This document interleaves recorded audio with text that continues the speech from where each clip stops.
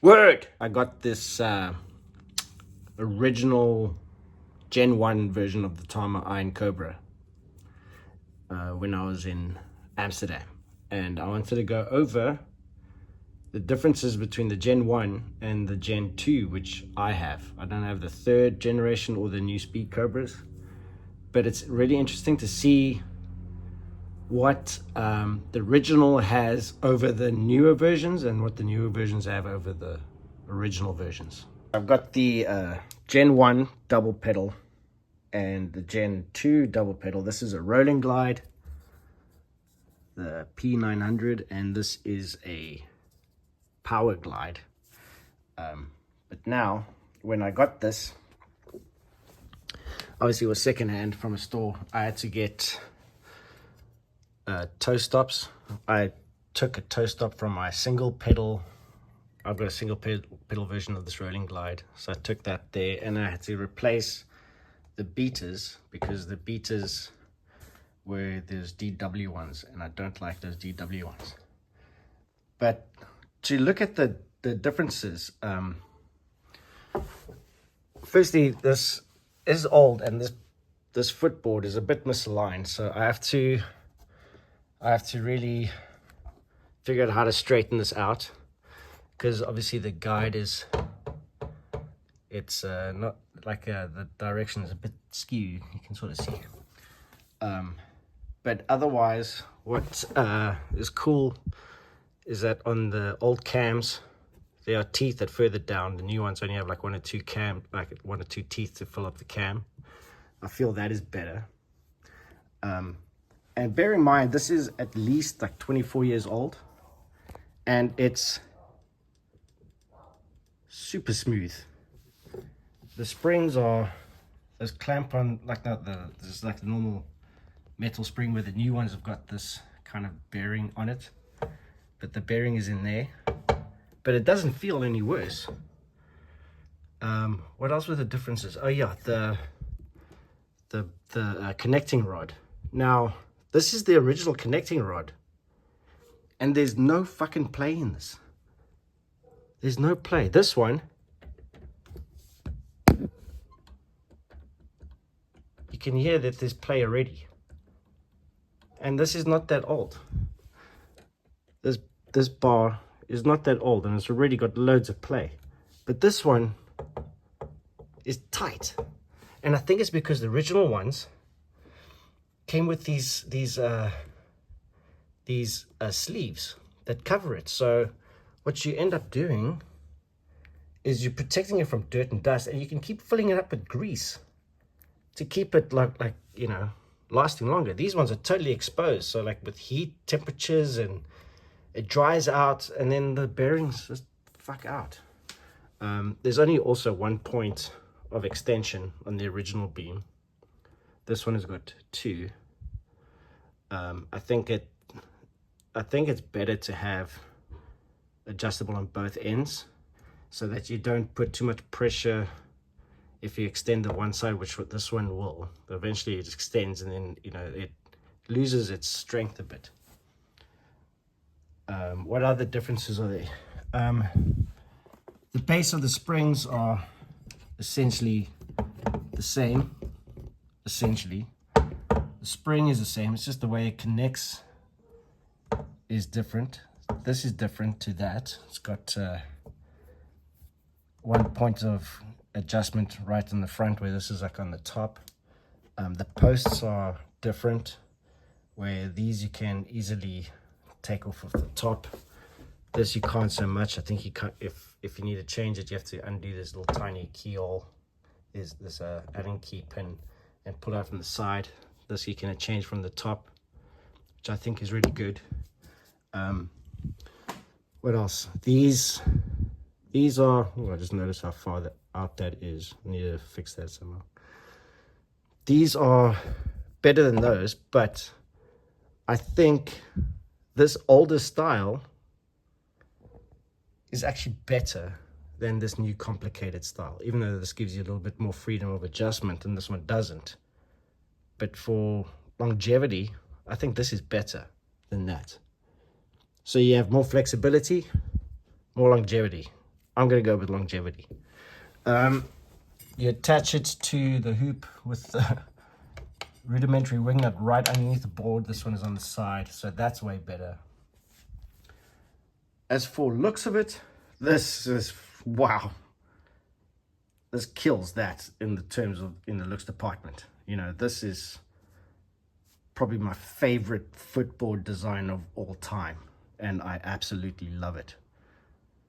But otherwise, the differences are not that many. And the cool thing with this one, opposed to the newer ones, that you can easily convert the slave pedal to a single pedal. Easily. You just disconnect here, put the beater on, and you take the spring assembly from here and put it on there, and you've got a single pedal. This, you can't do that. So this has a lot more flexibility in terms of what you want to use it for, where this is clearly better in some cases, but I still think that the original is best. I just need to tweak it. This footboard here, this one is perfect. I jammed this in a rehearsal space and it felt epic. And it's all original, except for the beaters, obviously. These aren't the original Iron Cobra beaters. These are like the newer versions made in China. And fun fact, they are not equally produced. So I had to grind this one down just to fit it through these holders, because it was too tight. I'm splitting the die cast.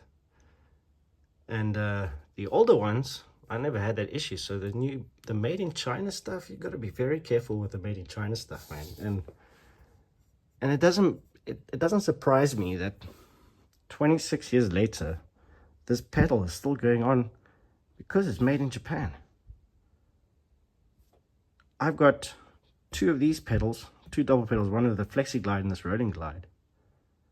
I've got a single pedal rolling glide. I've got a single pedal power glide, which is up there, which is the newer one with the red base plate. And now I have this one, and I've got an older single pedal of this one, which is fucked up, which I just use as a display piece down in the lounge. But man, I'm so chuffed I found this. I'm pleasantly surprised by how old this thing is and how it's held up. This pedal is awesome, man. I love it. I just got to find another toe stop so I can put the toe stop that I put on this one back on my other single pedal, and find a grommet and a key to put onto this one, because this sleeve and this key is from my single rolling glide pedal. So I put it on. So my single rolling glide pedal is incomplete now. Guys, I'm so stoked with this thing. This is rad. I mean, oh, the other thing I need to show you. Putting on this connecting rod is so simple, because it's got flat edges and the inside is flat. Let me show you. Let me show you. Okay. Okay, so I don't know if you'll be able to see, but see, it's got a flat edge on the inside. You can't really tell. Yeah, it's got a flat edge because on the rod here there's one single flat edge that it lines up with. You know, so it's basically just slide on and adjust or attach. But this is very easy to connect on. This one is a bit weird. Let me take this off. And these bolts are very small.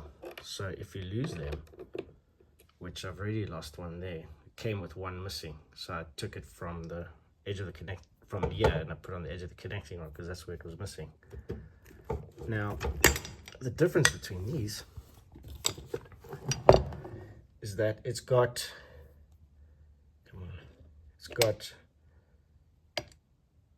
two flat edges, one there which you can barely see, and then one there by my thumb, like this over there. And if you look at the inside of this guy, it's completely round. So the bolts or the rods you have to line that up to this in such a way, otherwise it slips. So you kind of have to take a little bit more time in setting up the older pedal, where the newer one, in a rush, in a bit of a changeover, quickly done. This, you kind of have to take a bit of time just to get it right, otherwise you play and then the footboard goes like that. So that's a big bonus, the design wise, over this rod to that rod and these connecting rods. But as for the performance, once everything's set up, the old one kills the new one, man. I'm stoked. So lucky to find this in a little shop nowhere and just asked, is it for sale?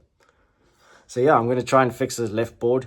And then this is going to be, I'm going to use this pedal for special occasions because I love this thing. The newer Rolling Glide double pedal, that's my beta pedal now. I'm going to be using that for everything, and I'm going to use the old Gen 1 as my special occasion vibes. Anyway, don't know how useful this video is to you, but yeah. See you later. Audi 5000.